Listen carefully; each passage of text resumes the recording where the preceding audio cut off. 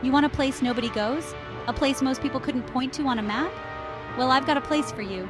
Forget your Instagram influencers, your carefully curated travel packages, your five-star resorts with the infinity pools. This is about something different. This is about getting lost in the raw, the ancient, the unexpected. This is Algeria. We're going to kick around the Sahara, wander through Roman ruins, get a taste of that sweet, sweet mint tea, and maybe, just maybe, we'll learn a little something about ourselves along the way. So buckle up, kids. It's going to be a bumpy ride. The 4x4 kicks up dust devils as we crawl across a landscape that hasn't changed much in millennia. This is Tassili, a place where time stands still, where the wind whispers tales of civilizations long gone. The rock formations themselves look like something out of a Salvador Dali painting, twisted, surreal, a giant's forgotten playground. And then you see them, the rock paintings, thousands of them, some dating back 10,000 years. Giraffes graze alongside hunters, their ochre hues still vibrant against the sandstone canvas. These aren't just paintings, they're snapshots of life, of dreams, of a world both familiar and utterly alien. You feel it here, the weight of history pressing down on you. It's humbling, awe-inspiring, a little bit terrifying. It makes you realize how small we are, how insignificant our worries and anxieties seem against the backdrop of eternity. But there's beauty in that insignificance too, a sense of freedom. Out here under the vast star-studded sky, you can almost feel the weight lifting, the shackles of the modern world falling away. We leave the desert behind, trading the searing heat for the cool air of the Jurjura Mountains. This is Tikjda, a haven for skiers in the winter, a hiker's paradise the rest of the year. The air is thin up here, crisp and clean. Pine forests blanket the slopes, their scent mingling with the earthy aroma of damp soil.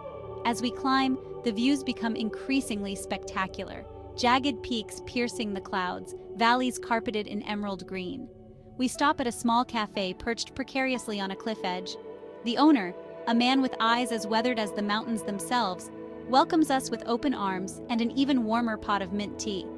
We sit there for hours, sipping the sweet, fragrant tea, sharing stories with our host, watching the sun dip below the horizon, painting the sky in a riot of color. It's moments like these, shared with strangers in far-off lands, that make you realize the world isn't so big after all.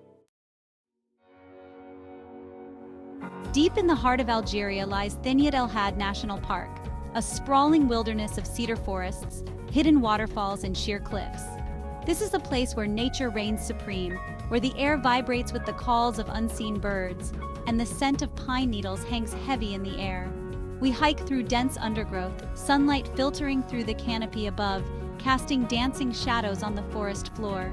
We spot Barbary macaques swinging through the trees, their eyes following us with a mixture of curiosity and caution.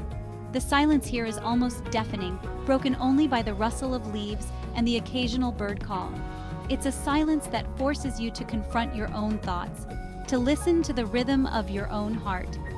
As we emerge from the forest, we're greeted by the roar of cascading water. We've stumbled upon one of the park's hidden gems, a waterfall tumbling over moss-covered rocks, creating a cool mist that hangs in the air. Back in civilization, we find ourselves in Sétif, a city steeped in history, its streets a labyrinth of ancient alleyways and bustling markets. But at the heart of it all lies a masterpiece of unexpected beauty, the Ain El Fouara Fountain. Now, I'm not usually one for fountains. They're often ostentatious, gaudy things. But this one's different. It's a symphony in stone, a testament to the skill of the artisans who carved her. She stands there, proud and defiant, water cascading down her naked form, seemingly oblivious to the crowds that gather at her feet. There's a sensuality to her, a raw energy that's both captivating and unsettling. She's a symbol of Sétif itself, a city that refuses to be ignored, a city that embraces its past while looking towards the future. Our journey culminates in Béjaïa, a coastal city where the mountains meet the sea. But we're not here for the beaches.